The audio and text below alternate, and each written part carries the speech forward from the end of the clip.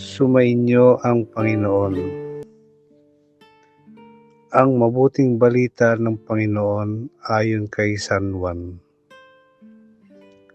Noong mga panahong iyon, sinabi ni Jesus sa mga tao, "Walang makalalapit sa akin malibang dalhin siya ng Amang nagsugo sa akin.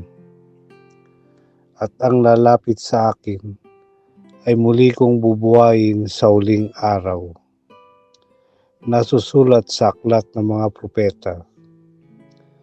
At silang lahat ay tuturuan ng Diyos.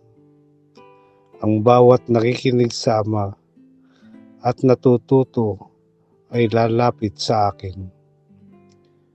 Hindi ito nangangahulugang may nakakita na sa Ama.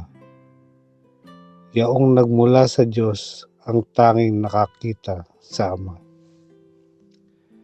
Sinasabi ko sa inyo, ang nananalig sa akin ay may buhay na walang hanggan. Ako ang pagkaing nagbibigay buhay. Kumain ng mana ang inyong mga ninuno nang sila'y nasa ilang. Gayunmay, namatay sila.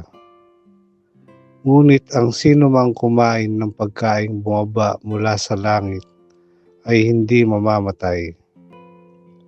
Ako ang pagkaing nagbibigay buhay na bumaba mula sa langit. Mabubuhay magpakailanman ang sino mang kumain nito.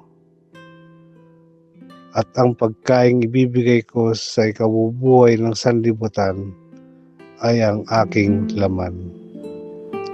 Ang mabuting balita ng Panginoon.